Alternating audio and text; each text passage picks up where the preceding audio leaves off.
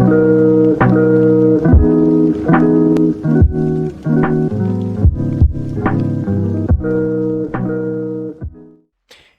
folks, how's it going? RedMaster, and welcome back to another video on the channel. Not sure if the audio is a bit raspy.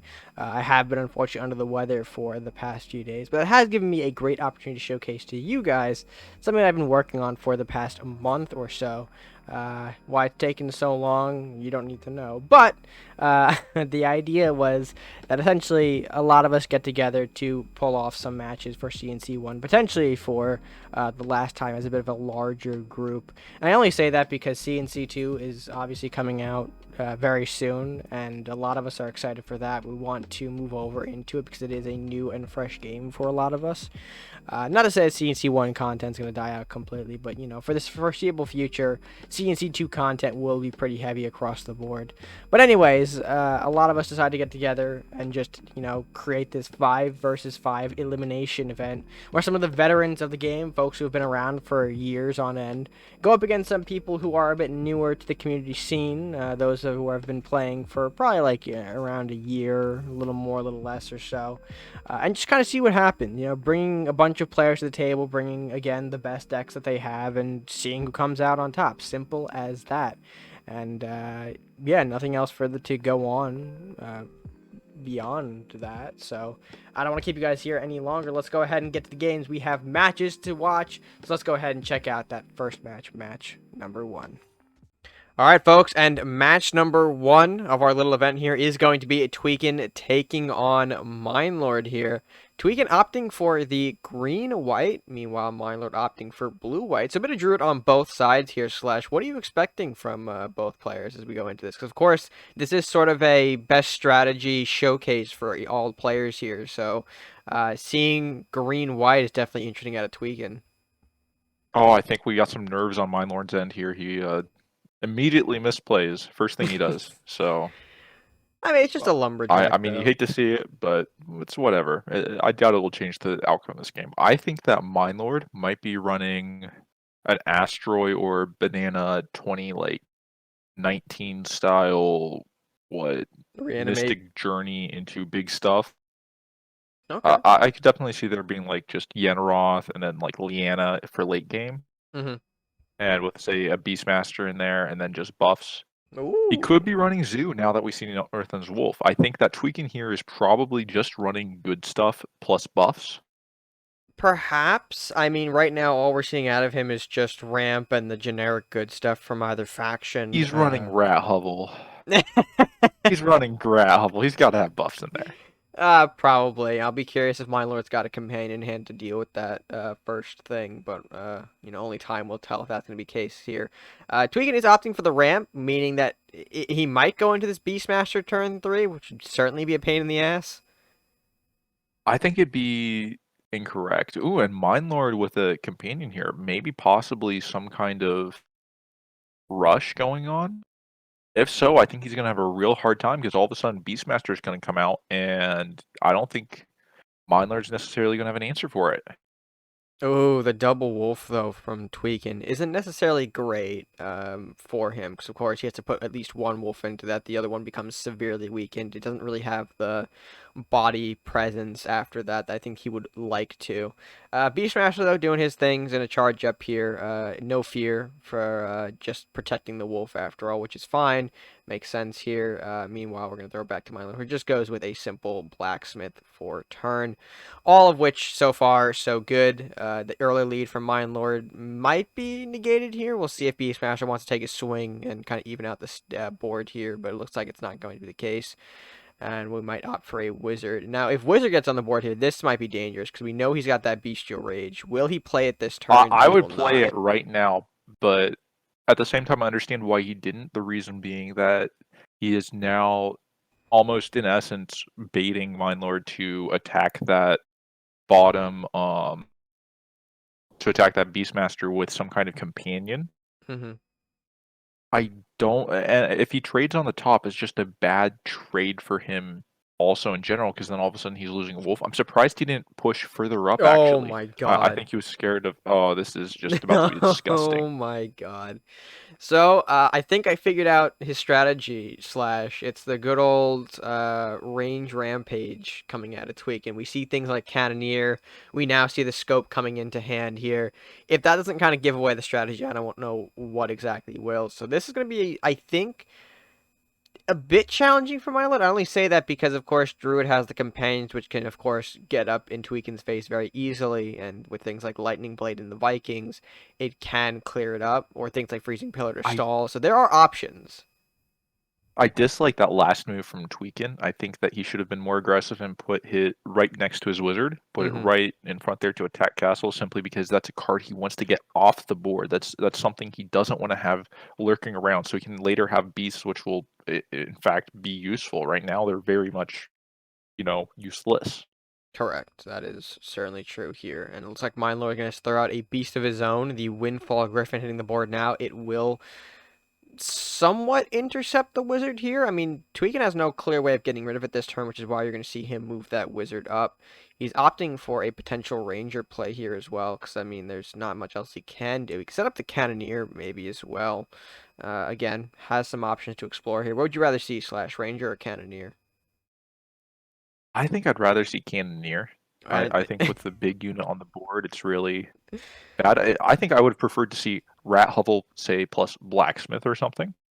When he starts getting that turn of bodies on it, he's basically forcing companions out of Mindlord's hand, which is something that is then it opens up many more possibilities to begin putting that Southport Cannoneer out and have your win condition.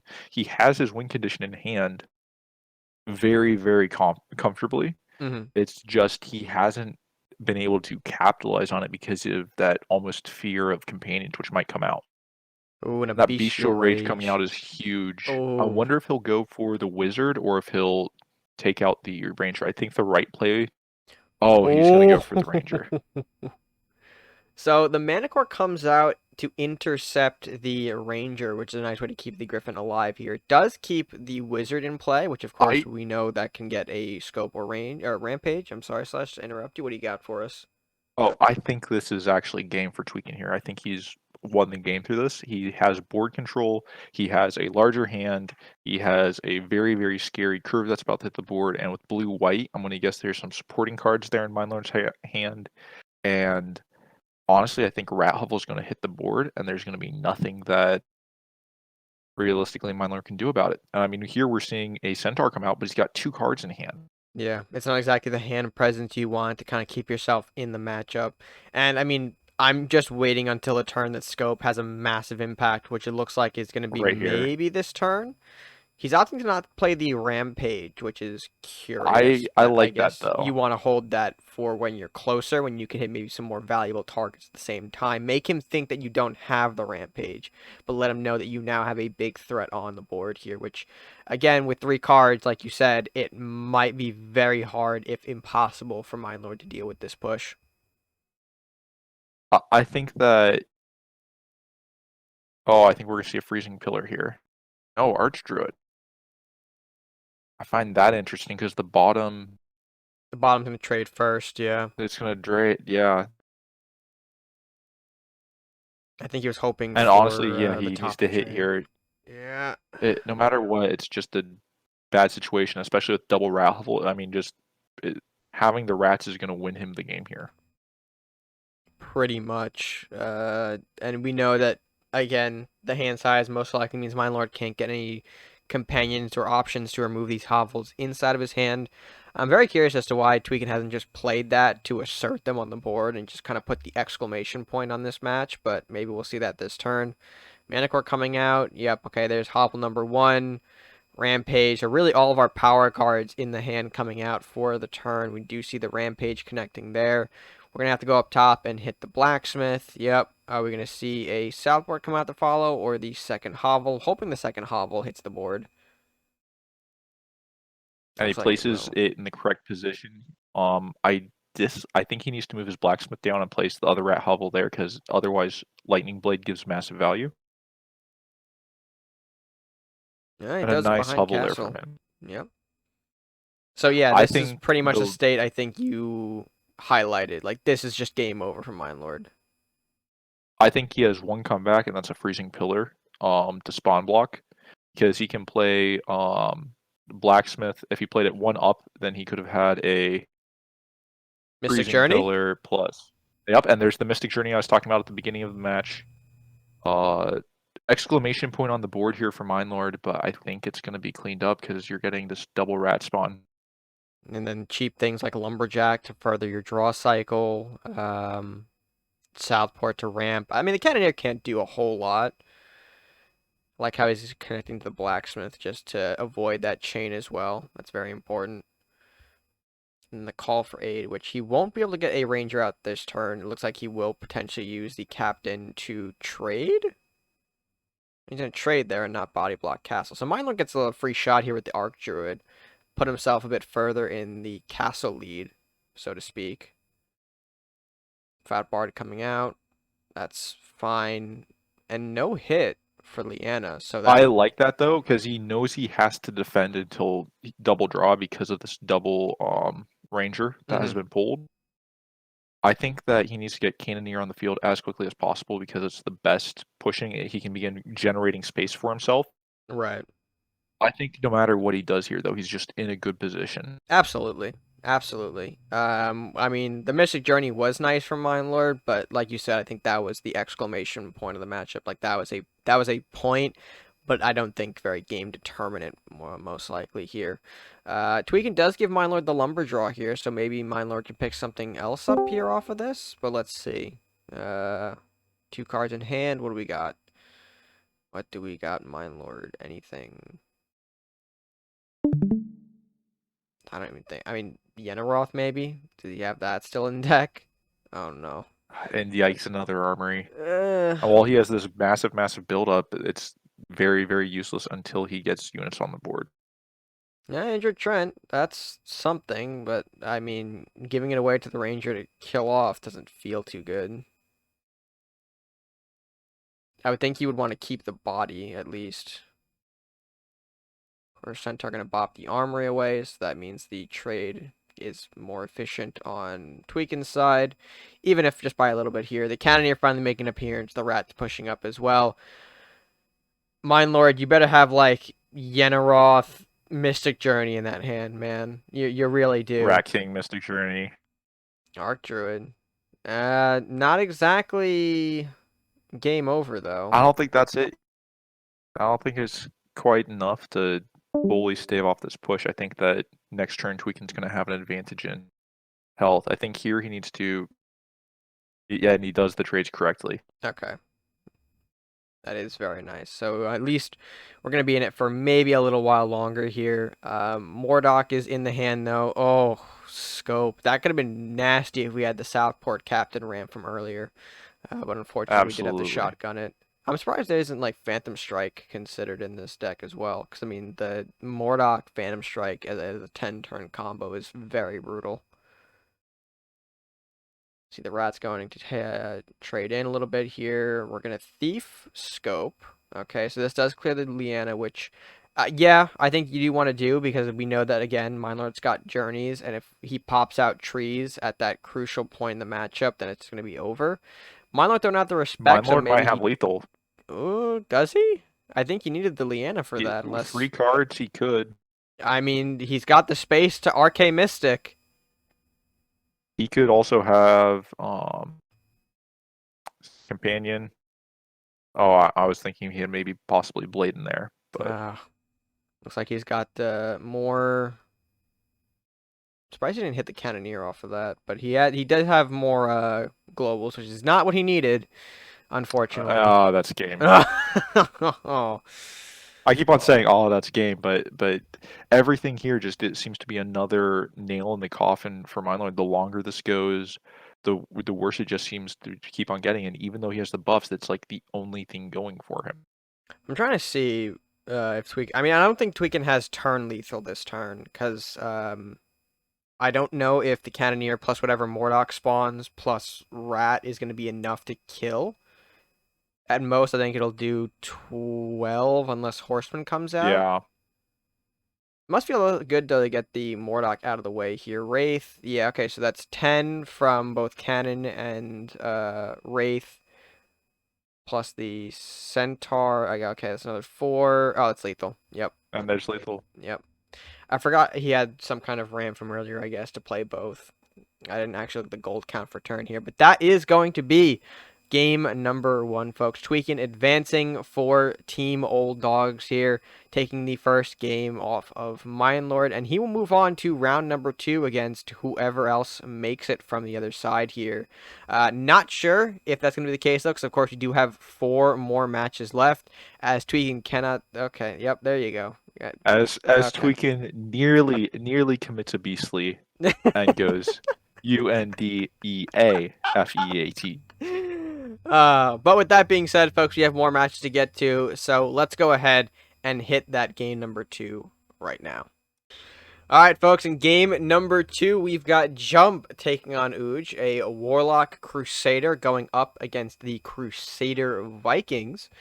Okay, so a very different matchup from what we saw last time, although new tricks bringing out Vikings again, this time on a different side package. They're rocking the Crusaders here. A lot of burn and draw coming out from Jump early on. I don't want to. I don't Yeah. want to throw no interactions immediately towards Jump because I feel like he'd bring something out a little bit more classy than that. Okay, yeah, there's Andrew. So it's last Yeah, will. there it's last will. Yeah. I I think that this could be dragons from Uchier. I think this could be War Party. I think this could be just stall. I think this could be draw Mystic Rats. There's a Knight of Flowers. Any toss in your predictions on what that? Because I don't know if If Knights I'm versus gonna guess Dragons. just based on Knight of Flowers, it could be Knights or it could be what's it called? The stupid Build-A-Bear deck that Beastly made a couple months Oh, the ago. Project X thing with the Yeah. reanimate package and whatnot.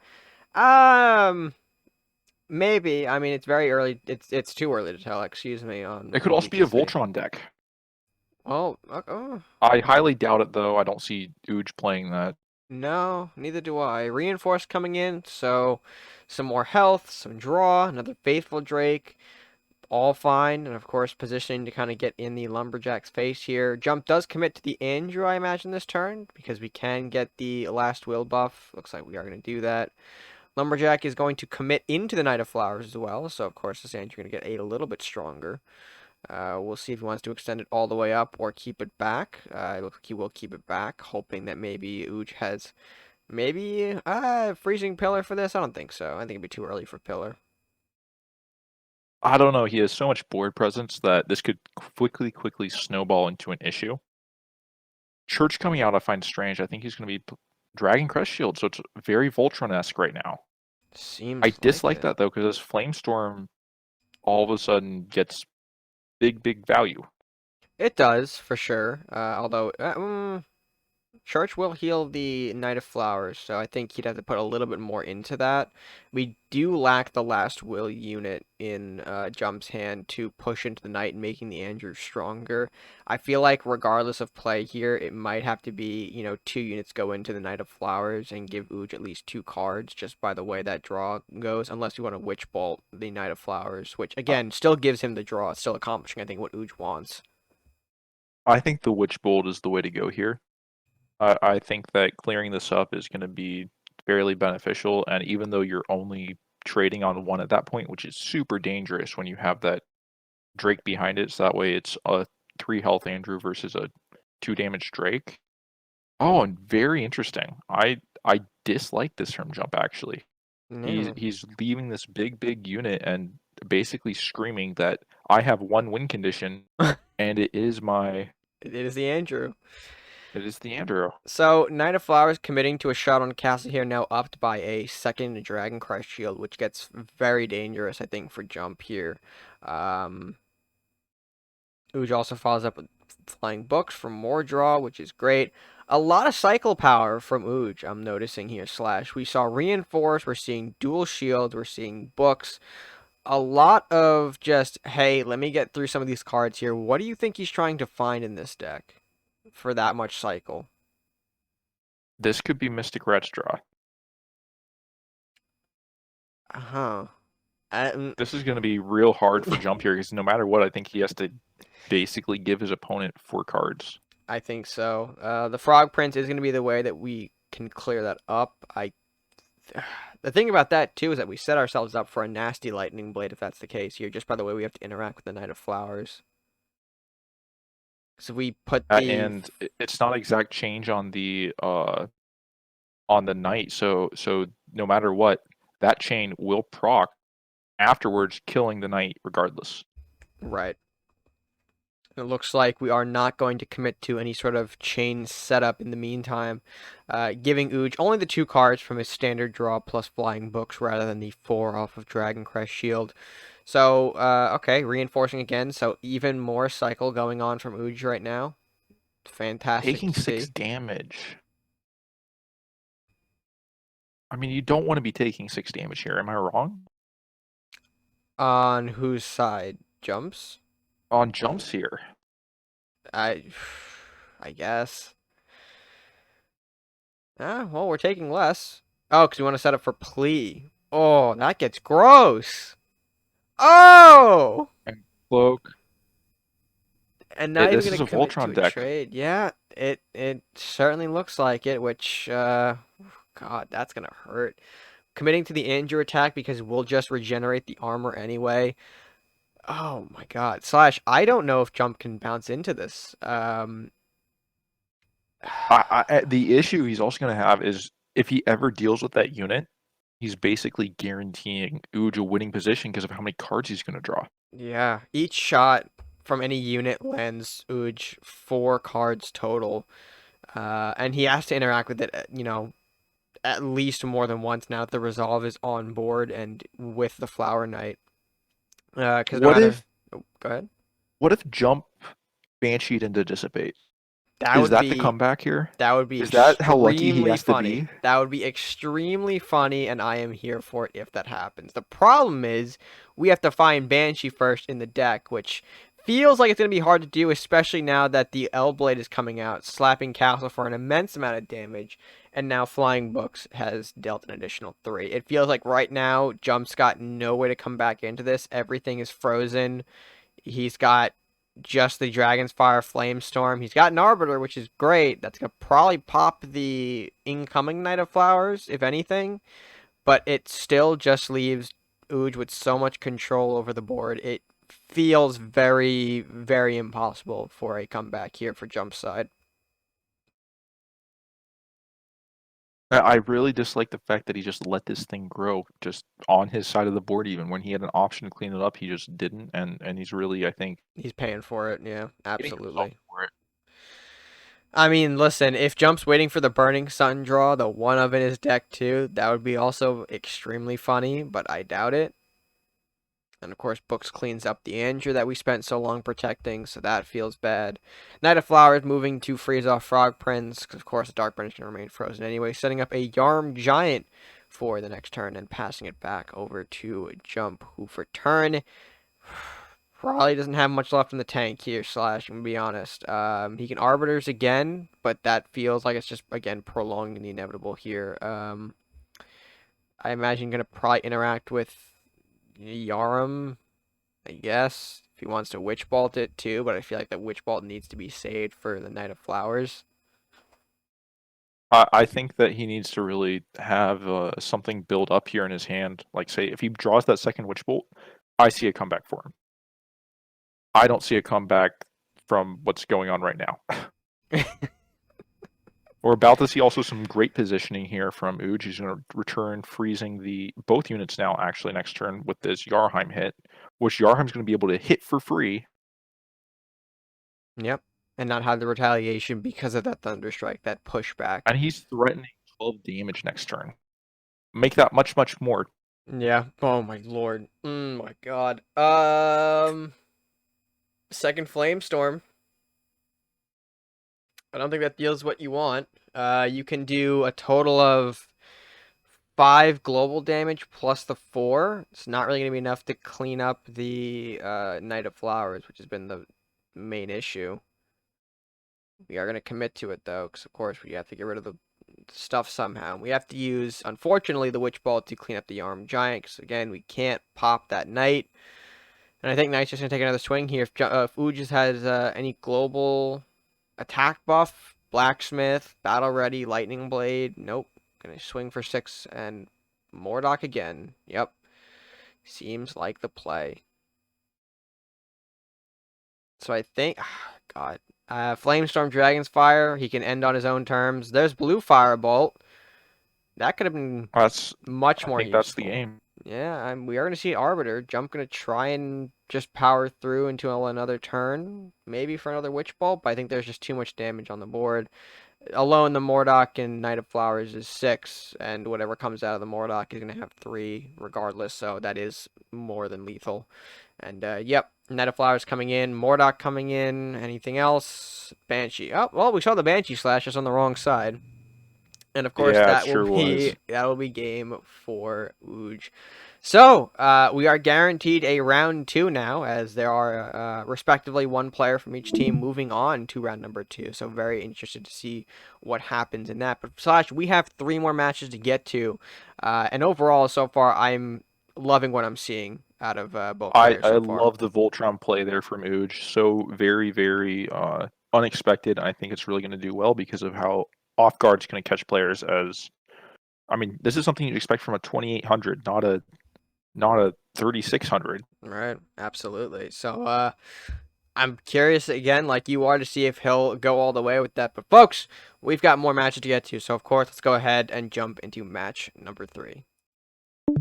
Hello, ladies and gentlemen, boys and girls. We have Vicious Vow, also known as O Vicious here, versus Vaseven in the King of the Hill, Old Dogs versus New Tricks show match here. Red, what are you thinking about this opening hand? It is game number 3 Slash, but I mean, Oh, it is game. I'm sorry, it's been a long day, Red. we're in game 3, right? And so Val's bringing dragons to the table. I like the opening of Search. I think that's very nice for, any dragon deck to just pull out literally Green Drake, Shadow Drake, etc. The Ice Drake is a nice little pickup as well. Lumberjack for some early cycle. I don't necessarily like the Craxus too much, but I mean, who would in a turn 2 hand?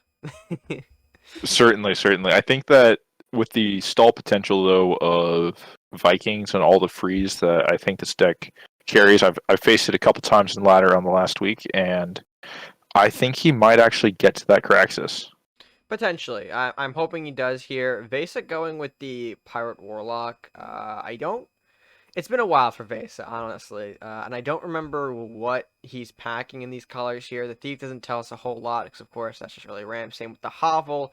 Doesn't tell us too much about this opening, but we are going to see Ice Drake trade with Elvish Thief, which isn't necessarily the best trade for Val. Picking up a second Craxus too, I think he definitely needs to find some ways to prolong this game, because I know Vesa is one who usually likes to go to the castle, loves his ramp. And the ramp too. Yeah. He loves his ramp. He loves his curve, and we're definitely seeing that come out here. And I think it's, I mean, there's you have no real option when he's playing 6 gold units on turn 4 to deal with them with only 4 gold units. I think he needs some of those utility cards, something like some kind of freeze aura, like either Cloak of Frost or Freezing Pillar. I could definitely see that being useful for him. I'm surprised he actually placed the Shadow Drake up here all the way in front to let the Manfish Southport Captain combo make a trade, because he really is running out of playable bodies, at least in the mid game. We know he's got Craxus, but again, those are going to come in much later. I would have liked to probably see Lumberjack go in front to take the blow, and then the Shadow Drake to block for behind. So that way you can at least maybe keep this 5/2 if Manfish trades with that body around to interact with whatever Vase is going to probably ramp into here. I won't be surprised if we see a Minotaur maybe. I know he likes to do funny Minotaur things like that. I think if he had a Minotaur, he would have played it by now, and he would have taken the trade. I think that. Oh my wow, god. Firewhirl. Oh my god. How fancy is that? That really surprises me. Why is he running that? I don't. Okay, well. That's like the disrespect card. I think he's not going to win this game running cards like that. Wow. Yeah, that's Very peculiar. We don't have enough gold to play Green Drake. Val, I hate to inform you. We can play that Smith, though, to trade with the bottom rat. You're gonna have to let this damage come in, unfortunately. I Or, mean, with only a Smith on the oh, field, I guess Vaseven is technically winning right now. yeah, the Fire World was a kind of a weird 2-for-1. Kind of. I don't know. This is wild here. I'm hoping that Val gets a room to set up Temple here to get some fun chain stuff off. Drain Life though, gonna deal with the blacksmith. Rat gonna finish him off. The back rat getting the +2/+2 is nice, although I don't think it's gonna do a whole lot right at this point here. And then we'll see the pass back, which I think, yeah, Val is definitely gonna go for this green Drake here, get this out on the board here, get this going. And with every passing turn slash, it feels kind of more likely that we'll see Craxus, unless Vesa can really just ramp into the pressure here in the next like turn or two. There's a lot of super scary cards here in Warlocks, which can all of a sudden ramp the damage from 0 to everything. Mm-hmm. I think with every passing turn, I mean, the chance of Vesa pulling a global buff in that rat hovel almost doubling or tripling in value just immensely increases. And the second thing is, I mean, right now he's going to have to play an Aeroth to make a trade with a single rat. That's so ugly to have to do, and he's going to have to play the Aeroth. Yeah. I mean, there's Uh, nothing left that he can really use to kill off said rat here. I am hopeful that this Craxus will be able to make an impact next turn if the Lumberjack stays alive and keeps beating Face. Although here is where Vase is going to start to produce some of those power cards that well, maybe not power cards, but some of those, you know, ramp targets I think he wanted to go into. Things like Serpent Witch, which, while we can attack, definitely provides that fat body, which is not going to be easy to get over with the uh, and Craxus current really board does not state. like it. No, he really doesn't. Like, sure, the armor bypasses that attack, but the real killer is the stun. Completely nullifying Krax's ability to attack is absolutely brutal. We are going to see Val unfortunately have to play that though, because really, what else is he going to play? The Lumberjack, Armory, or Temple don't look like they're very enticing plays at the particular moment. Maybe the Lumberjack for draw to again keep cycling. Oh, there's okay. Uh We'll not make mention of that. but yes, we do have things that can probably swing this a little bit better if we can you know, put them out on the board here. I will forget my Spanish here for a moment for Vicious's sake, but uh, I hope also he has a quick match here. Okay, well, Daggerstorm might actually make this match a little quicker, uh, nullifying a lot of the Craxus, or most of the Craxus. It's gonna bypass that armor, which is annoying. It's gonna force Val to make a trade rather than, oh, okay, or not. Alright, Vasa's retreating here. I think that Vesa doesn't think he has additional, I guess, options and additional Craxus in hand. Do you think that Vesa thinks this is War Party? Maybe?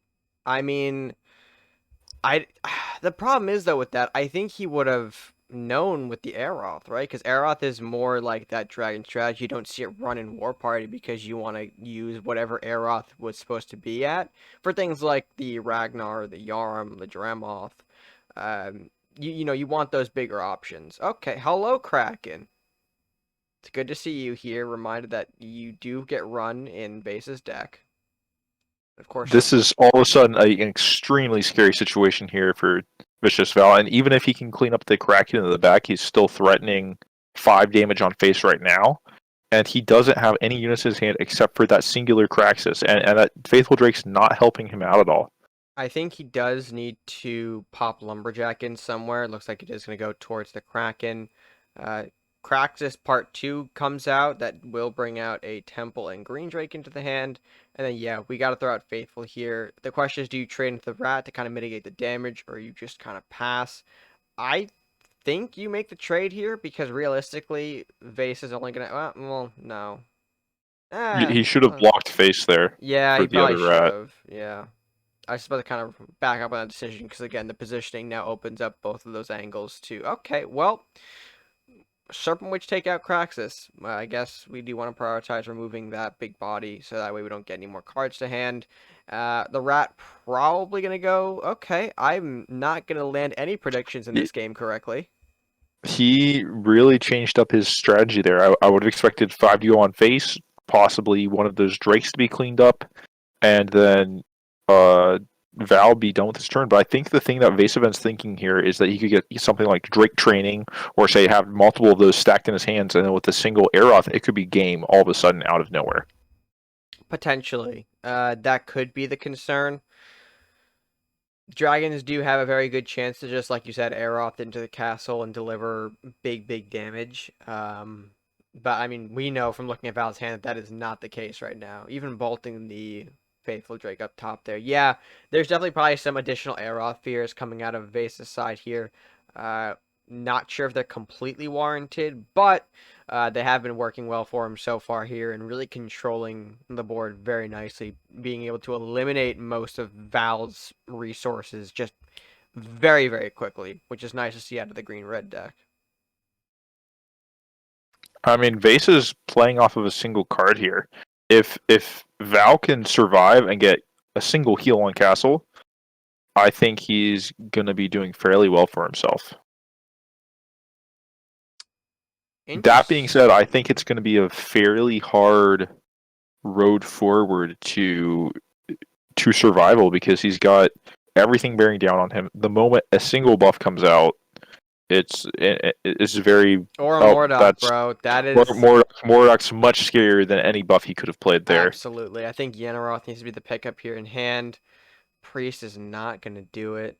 And there is the premature surrender, not letting Vesa get any further inside of the game and advancing into round number 2 to join his teammate Tweakin. Does Vesa and go? One final comment may I make? Go ahead, That was man. nice at the very end where we got to see a nice, clean level 500 out of Vicious Val. Congratulations to him on that. Oh, of course. I think he hit that yesterday or today. At the time of I'm recording this, I don't remember. Did we give it to him today? We'll figure that out off camera. But regardless, great match. And looking into game number 4, though, to see who else will join us in round number 2.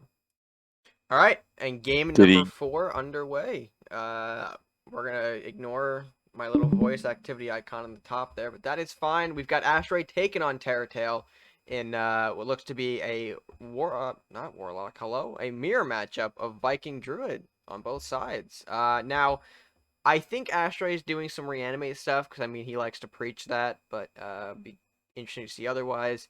Terra, meanwhile, also might be on reanimate as the I think cards that come out. screams reanimate red. Yeah, it kind of does, slash it kind of does. And so we've got the potential mirror matchup here. So that means pure skill is going to win and come out on top, slash. Who do you got? What are your feelings on this matchup? Tell me. Talk to me, baby. Talk to me.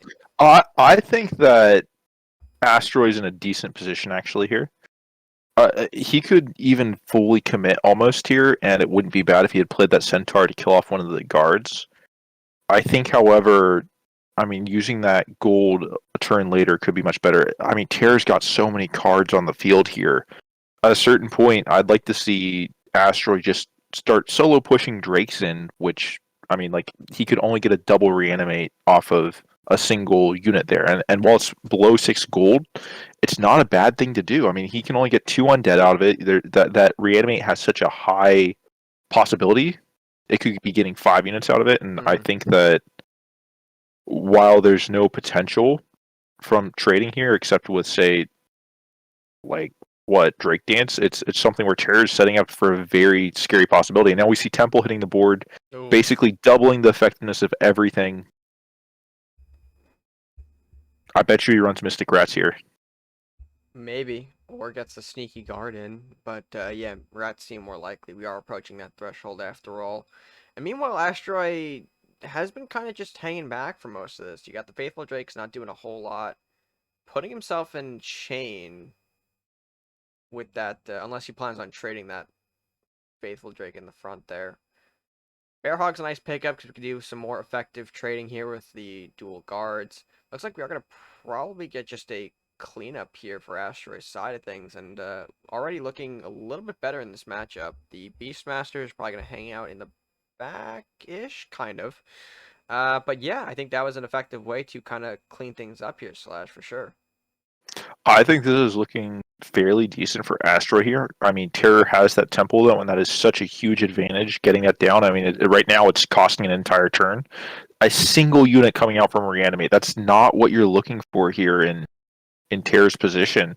And Right. while it is a Wraith, which it has the most sustainability on the field, it's something that's going to be very difficult to simply justify. I don't want to say the rest of the game off of, but can saying you're in a good position. That's very hard to do when You're popping single unit yeah you're reanimates. popping single unit reanimates. That's not what you want to be seeing. Well, I think he probably this has a lot of utility in hand from that. That's kind of interesting though, because I mean we know that Asteroid's hand isn't actually looking the best as well. We are gonna looks like coin into Temple Rider here, so probably going to make quite the commitment to trade to the Wraith, or okay, just the Rider as the I last will dealing the remaining bit of damage here. We're a little bit laggy because of Asteroid's streaming capabilities, but oh, second Temple. I would have liked to have seen Asteroid trade that Drake into it simply due to the fact that there's a decent possibility that it would have gone on Temple at that point, and he could have played something like Centaur to clean up that secondary Temple. I don't think it's quite as big a deal now, though, that there's a second Temple on the board. All right. I, I think Astro is looking for a Mystic Journey to clean up and do a lot of damage to Castle. I think so. Oh, there it is. And this could be the Mystic Rats right here. Yep, it's Mystic Rats. Oh, there it is, folks. And with dual temple out on the board here, it's going to be a brutal one. Now, Terra has to play this correctly, which he does. He plays that top rat first to get the most chain, the most bang for the buck. And, of course, he runs in the second, or this final rat to face, dealing that bit of damage, cleaning off the temple. Essentially, this is a board wipe. And with Asteroid's position right now, he needs like a mystic of his own probably, or arcane mystic, something similar, because of course the rats are very weak right now. They are only 1 health apiece aside from the Rat King. We are going to see probably Manicore come out, do some fun things there. I would have probably liked to see a freezing pillar though, but I mean, I think he plays well. I mean, there's no good place to play that freezing pillar right now, right? oh, and we're throwing out the respect here. Does Terra have That's it? game. Does he have the second mystic? No, he's got the spiny. I think that's enough. Oh, and the spiny elbow. There's the blade. Yeah, Yeah, more than enough for clean, lethal. concise, aggressive game from Terror. Oh, fantastic stuff to give the new tricks a tie back in the series here. Now I think at 2-2 apiece, so definitely be an interesting round 2 to see all these players taking on one another. But yeah, very good matchup for Terra to really demonstrate that I think he is becoming a fantastic player in this game. One to keep an eye on. I mean, we're all tied up now, Red. Exactly. We're all tied It's up. going to be a nail biter for this final game of Banana versus DA. And man, a lot of pressure lies on both those players here to see who will come out with the advantage. But keep in mind, Slash, we do have Jesper and KFC as well. That is true. That is true. We actually do have that additional 2 players coming in at the end. Banana being an add-on. Of course. So be very interesting to see if we end up at a 3-3 at the end of round 1 or if one team has the advantage. But regardless, we're keeping you here a little too long, folks. Let's go ahead and get into that next game, match number 5. All right, folks, and we're back with match number 5, right? 5, I can count correctly. And so we're coming up Banana versus DA here now. I did grab this match ahead of time. But Slash, you're coming into this with fresh eyes. How you feeling about this matchup? I think I know what deck both players are running. I'd like to see a I'd like this to be honestly a shorter match, knowing what Banana's running. But let's be honest, it's Banana. This is going to go to the end game. No, it's also DA's long, complicated think turns, which it's just his style of play. It really is. So we'll see how it goes here. Looks like DA opting to pass turn 1, allowing Banana to get the Lumberjack established, and we're seeing things like Faithful Drake, Rat King, Cloak of Ice. Now, when I first saw this deck, oh, and there's Ragnar, and there is Ragnar slash. That's War Party, isn't it? I was about to kind of try to throw you for a loop with talking about some of the stall elements, but then I forget he just draws Ragnar here, and yeah, it creates that Yeah. issue. And now we see Hovel, and two of them for that matter at DA side, and it's gonna Why be a is he great running game. Alakir? It's just more bodies. It's more bodies to keep him alive, I guess. But I mean, looking at the hand, you got Arctic Explorer, Blacksmith. I assume Explorers are to take advantage of like the freeze. It's sort of a weird niche pick that I don't think really works super well here. But we'll see if he This gets is any this is value gonna off be of it. this is gonna be a very strange matchup because with War Party, there's this curve where the longer the game goes, the less War Party has a chance of winning. But after that first burst, the more units you have on the field when your opponent plays a good party, the more chances you have of dying because there's going to have so much chain, so much freeze. Your resources are going to be expended so heavily. It's this combo effect of the positioning and chain that allows War Party to dominate lots and lots of body decks. However, though, the moment that DA brings out something like a turn 5 Grendel or a turn 6 Minotaur or anything big and scary, unless you have something like Cloak there, it is nearly impossible to stop those big bodies. You're just never going to be able to match them. Right. I mean, I would totally agree with you there here. And Vampire now hitting the board here for the mid game. Something that I think he can deal with at the moment. We do have the cloak in hand for that. But still not going to be very easy for him to take off the board. Just, I mean, the rats are now starting to build up here. The acolyte's making some movements up at the top here. It's gonna be interesting to see if Banana can survive the incoming onslaught, and cards like Temple, unfortunately, are not going to be helpful at this particular moment. Would have really loved to see something like a I freezing pillar really, for that really mission. dislike that from Banana. I What, think the that may aggressive have cloak? lost him the game right there. I mean, it does put his only freeze asset now out into the open here. It can be very easily bopped with something like, say, that Grendel you were talking about, or even something cheaper. The rat now, of course, taking a chip here. We could see Dragon's Fire. Yep, that's going to be a huge board clear. And I think if that doesn't just spell disaster, I don't know what does for you in this board state. I don't think this is anywhere close to over, however. I mean, this is a perfectly fine position. I mean, War Hmm. Party with like having a cloak in hand, and he unfortunately already played his other units. I think here he's just gonna freeze again. I don't know why he's throwing away these units. It's just I think he just doesn't have a way to deal with the vampire. I think he he's should have scared let of the it. vampire hit. It didn't matter if the vampire does 12 damage. It doesn't matter if the vampire does 8 damage. It doesn't matter if it does 4. You Hmm. can freeze that, and then you're gonna have a impassable block on the front of your castle. I mean, yeah, I would agree with you on that point, but I think he's just in a panic situation here. Blue Firebolt from DA now doing additional cleanup on the board. Hitting the Oh, Behemothra, the free Manfish now going to make the trade with the Ajira, negating or getting rid of the last bit of freeze there from Banana's deck. Slash, you had something to comment on? it was just banana. Just makes me want to cry sometimes, and not even when he's bullying me. But I mean, I don't think he's out though. He still has Rat King in the hand here. They could just clean up some of these smaller rats. He's got Serpent Witch, which he's looking to play this turn. It does create a fairly sizable body here with that 7 HP. Temple coming out, which I assume is for making Rat King more impactful at this point. Doesn't want to just throw that Rat King away. Wants to maybe see if he can get DA in what I assume to be great chain setup, but very hard to do when you lack that freeze to control the board properly. Of course, now we're going to see some rats trade here. They're going to do their thing. Yada, yada, yada. Uh, If he had a cloak right now, I would say he would be winning the game. But because he's already thrown away both of his cloaks, he's not going to really have a very nice way of dealing with the vampire. And while he does deal with it this coming turn, he's letting him set up an alkalite for big uh Rakanoth plays, and it's just going to be very scary. Here, right here, if he had frozen it, he could pull back his Serpent Witch, he could freeze that vampire and, in essence, stall out that Mordok for an entire turn from hitting castle. Mm-hmm. And I mean, we have divine knowledge now to potentially draw it, but I don't think that's what we're going to be doing here. Or at least I don't think so. Honestly, that's what I would be going for if I hadn't like lost both cloaks earlier in the game.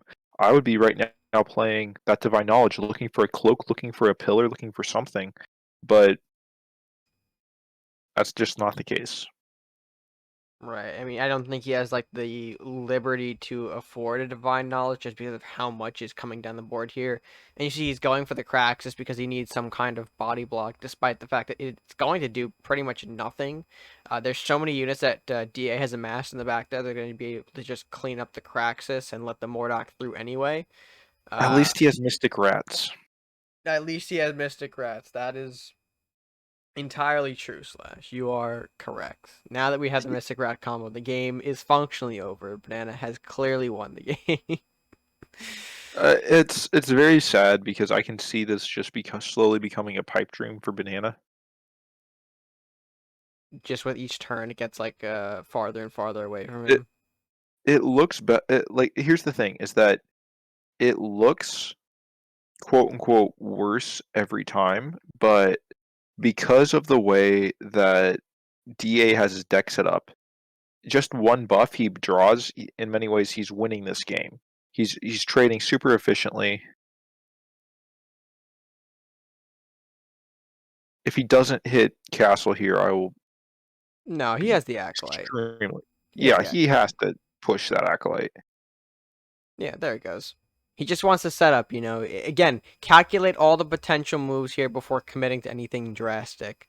And there's the Mordok swing to castle, producing that Headless Horseman, cleaning off the Serpent Witch very effectively here, and of course landing some more damage on face to boot. And yeah, that's a hell of a way to leave the board state here for Brandon Cleanup. Again, does have the Mystic Rat, which is only 5 gold, effectively. He can hopefully do something with that, but now it feels very difficult, especially with the Mordok already on face. Each time you interact with said Mordok, it's going to generate a unit here, unless you can smartly position said Mordok, hit it once and then generate a unit underneath, and then rat trades with the chain, maybe, but again, that's assuming if he can, effectively get things going. He's going to go for the aggressive rat here all the way up at the top there. He's got to push the Mystic Rat button. There it is. And unfortunately, I don't think he plays this very correctly, from what I remember. He's gonna lose to this Mordok, isn't he? Three Yeah, headless in a row, maybe. not even that. It's just the fact that I think he is too scared to commit to anything, and there's the timer. So, of course, he's making rat trades to just get to face, trying to outspeed the Mordok, but it doesn't work here. And you see, ultimately, at the end of the day, Oh, he could Banana. have killed it, but the timer is not his ally. And, of course, that timer ticks. The rats can't actually finish off the job, and the sinking comes in. Yep, and, of course, that is going to be game over. So, unfortunately for Banana, time was not on his side for that particular moment. But I think a lot of the remainder of the game too could have been played a lot better, as you mentioned. Slash, very sort of wasteful in a way with his Cloak of Ice plays, just kind of getting them out there and you know not really using the freeze to I think a degree that we might have expected him to in this game. I definitely agree with that. I feel bad for Banana running out on time, but at the same time, he had so much time in that turn. He hadn't lost any time off the clock. That should never happen to him as a player. Right. It's certainly strange to see. But with that, Slash, we do move on. So let's go ahead and get to it. All right, folks, and we return for round number 6. Of course, the last matchup here for this video specifically as round 2. We'll probably get that filtered in a separate video here, just because there's a lot of gameplay going on. But for our last round, we have of course got Who Cares, aka KFC, taking on Jesper 13. KFC on a build of potentially no interactions-esque of sorts here. We're seeing a lot of those common cards in the red-yellow that kind of point to that direction. And then on the other side, you've got Jesper with the Viking Crusader. Now, Slash, what are your thoughts on this matchup here? How are you feeling for both players here? I think that Jesper is bringing in old style here. something that's missing the critical cards like Priest and the things that can really make War Party extremely super powerful at that beginning and that end, while it's just missing a middle. I Hmm. think that honestly, it doesn't matter because War Party should always struggle against no interactions. Right. I think that I dislike this. He's playing the Chaotic storms. two chaotic storms. I would have preferred to have seen him just go straight and trade with the miner and then play the chaotic storms because he could have had a better spread. But in the end, I mean, it's It's still damage. trading. Damage is Yeah, damage, damage is damage. and this deck loves all of it.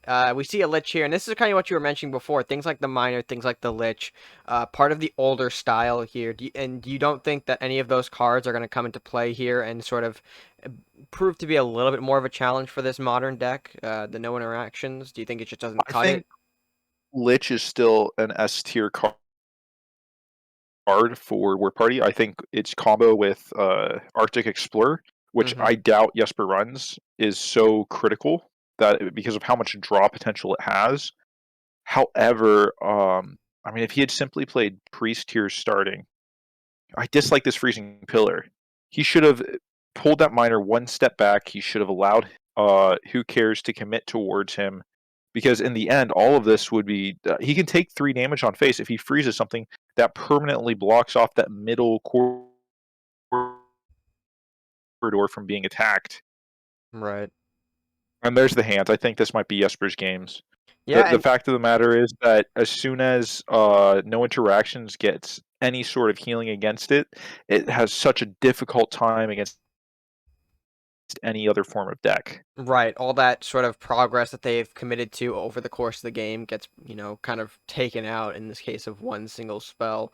It's why Hands of the Saint can be a very nice tech inclusion for a lot of Crusader decks, even for those who maybe don't have Arbiters, because I know Arbiters is also a fine choice. Hand of the Saint could also be a go-to for you, because of course you have that earlier potential for healing, and when these burn decks like to, bring you down to 10 health by, turn 6, popping Hand of the Saint can be pretty crucial. But now we're seeing, of course, Crocus coming out here for Jesper. I'm He's very drawing confused more by cards. uh, Go on. I'm very confused by him not coining into Craxus the previous turn and instead just being very passive with Wizard. That Wizard play didn't really get him anything, and he's arguably very far behind now because of it. Yeah, I mean, he does have the option here to commit to a Flame Storm to pop Craxus, although that does leave that wizard open, plus everything on the board generally weaker. We're now going to see KFC commit to the Craxus here to try and engage with the opposite Craxus. Neither of them will kill each other based on how this math works, unfortunately, so neither of them going to expect a draw, unless one of them has a little battle trick that could, of course, tip that certain tide here. Although, I look at Vikings, and yeah, there are a couple of tricks that could do it, but in War Party, maybe not so much. And there's the Yenaroth here. Very close now, / to a turn 10 War Party. We do have a sizable hand. We do have the Yenaroth freeze for stall. It feels like we're getting set up for one.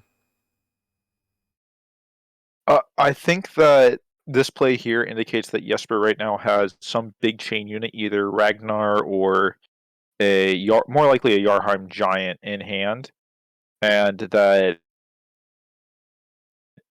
man, this is so bad for who cares because he can't clean it up without keeping that square free. He can't block realistically without exposing himself to all sorts of chain possibilities. Mm-hmm. And while realistically we know we're probably not going to see chain, at the same time, what if this is stall?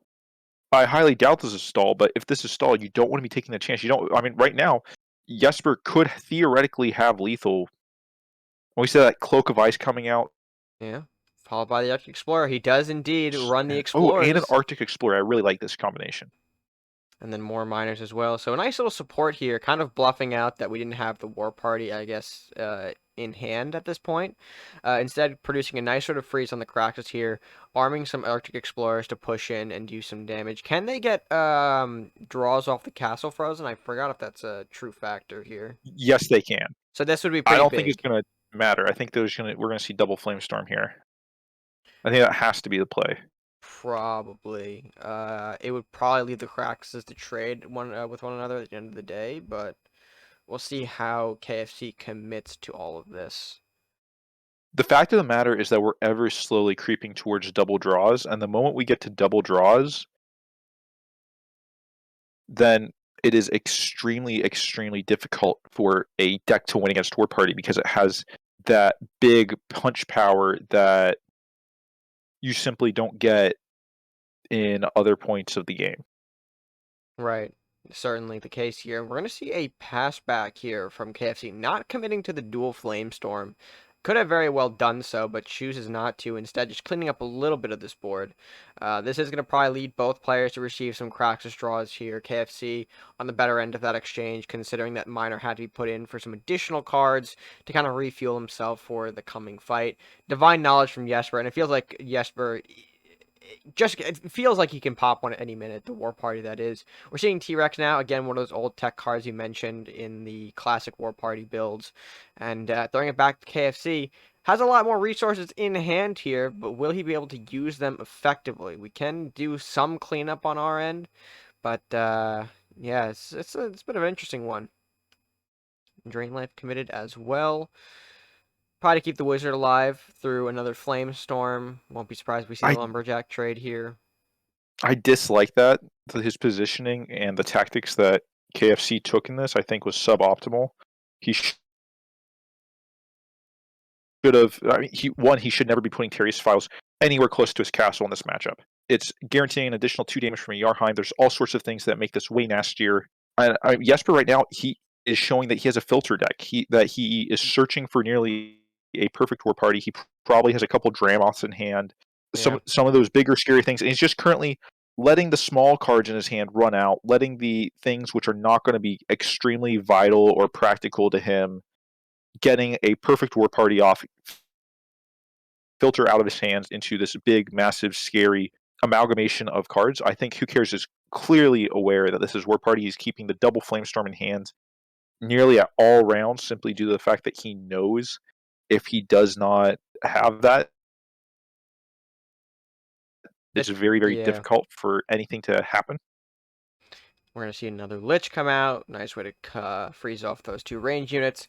Wind Mage, another old tech choice here. Fallen quite out of favor just in general over the last few years, has Wind Mage. So it's good to see him I don't get know. some appearance as of I now. think Wind Mage is S tier in this situation. Well, in this situation, yes, but I'm just referring to in general. Like, you don't really see him much, Yeah, out there in the wild. So it's nice to kind of see him pop his head in for this particular instance. We do see some arbiters in the hand of Who Cares. Not that there wasn't one already, but of course the 8 gold arbiters, much easier to work with than the 9 gold. You do have a bit more gold left to make some kind of plays here. Do I think have to commit to the dual flame storm here? Yep, looks like we are going to as well. Keeping the Darkbender alive, which is neat, but now putting both players dangerously low. Although with Crusaders, I feel like that's not going to be the case for very long. Yep, and there's another hands. Doing absolutely the massive weakness we're work. seeing of the old War Party right now is how extremely spell heavy it was. We're seeing Hands of the Saints. We're seeing stuff like draw cards such as the Dwarven Archives. Yep. Archives, which would have been replaced by something like books in a modern War Party. But because of that, it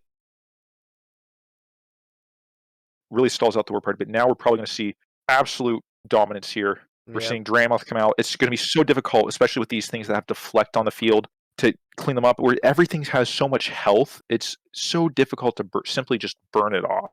It's that late game power that we've all talked about inside of the Vikings, mixing that with Crusaders as well. It's just a very devastating combination here. You know, the 9-12 Dremoth, the, technically 7-10 Ragnar.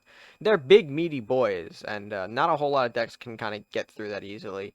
On the bright side here, we are going to see some interactions from KFC. We're going to see a Krax come out, unfortunately, in a nice little Yarm position, if that is in Jesper's hand. You can commit to a Darkbender as well. But oof, yeah, not a great spot for KFC to be in. I think he really must be super happy about the fact that he has that fear. I dislike the way he's playing this though, I mean, he's deciding to play arbiters here, but I would have gone for the divine knowledge here and seen if I could have done something more, put something more on the board. Right. I mean, divine knowledge could have certainly picked up some more units, or just more cards in general. Arbiter wasn't super crucial at that point, but I mean, still, taking a big damage from Dramoth is nice. Cloak and Pillar combination freezing off a lot of KFC's board here. I don't really see how he can recover. I mean, even I think in Arbiters, I brings us to 20 That unless. fear is vital. Yeah, that fear is absolutely huge here. Honestly, I don't think it matters though at this point. At Yeah. minimum, he's taking 14 damage this turn. He can't deal with those big deflect units. We're probably are going to see Ragnar pushed back yet again. Just we can't deal with it right now. Amongst the other things here, are we going to commit to another Arbiter? Looks like we are. Arbiter part 3 hits the board here. Trying to kind of kill out Jesper. I can see what he's trying to do. If he can survive one more shot, we have, the burns to pop the rest of that castle. But, yeah, it requires us to just stay alive through this turn. So the question is, can Jesper pull off enough in his hand to just kill off? Oh, it may not even need to. War Party comes down again. The Cracks is going to pick up more cards here. If you find the Dreadmoth, I think it's pretty much over. Wind Mage coming out. Smacking 9. Yep, smacking another 5. And there's the Dreadmoth. So I think that is going to be And the game Dramoth. in Jesper's favor here. Not much I think KFC can do. Can't kill off any of these big units here with just a Dark Bender. Well, I mean, yes, he can, but it doesn't really make a difference. Nor can he burn out the rest of Jesper's castle. Even at 10, we're looking at things like Dual Incinerate, Drain Life as the only burns that can connect the castle at this point. And even then, that's only 6 damage. Just not enough to kill out for the win. No. Am I speaking too soon? Oh, am I speaking too soon? He has Slash? a chance. He has a chance. Out of the multiple targets, where's the router gonna hit? Cracks. Yeah, it didn't. No. No, he doesn't have a chance. That was good though. Nice little last ditch effort. I assume he's gonna probably just play all burns on castle at this point, just to show that he had something here. Unless he wants to be bold and just start burning off the wind mages just to assert dominance. No, looks like he's going for it.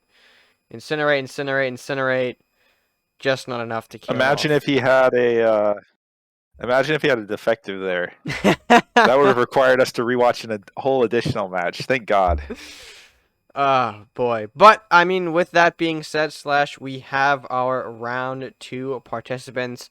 Looks like quite a field. Honestly, I would rank them off now, but considering the time that we're recording this, I don't remember everyone at the moment. So yeah, we'll go ahead and leave it at that, folks. But It's been a day, folks.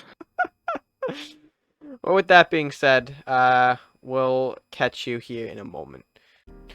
Alright, folks, and with that being taken care of, I guess, I kind of forgot how I left off on that last match audio. Regardless, that was, of course, the conclusion to round 1 of our event. As you saw, 3 fighters from both teams moving into round 2.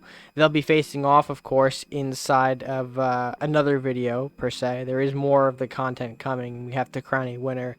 So that, of course, will be coming out a little bit later after this video, hopefully if everything goes according to plan. But I hope you guys did enjoy this video, and nonetheless, hope you enjoyed the matches. And if you did, be sure to let us know. Leave a like on the video. Of course, comment down below your thoughts on the gameplay. Leave a like and share with your friends. All that great stuff. Helps out the channel a bunch here as we get ever so closer to our 1K milestone. And thank you for sticking with us through this thing. A lot of folks, I think, on the channel in general, but that's a little too soppy for this video, I think. I think we're going to close it off here. So, folks, that being said, that's going to be it for me for now. Until next time, stay gaming.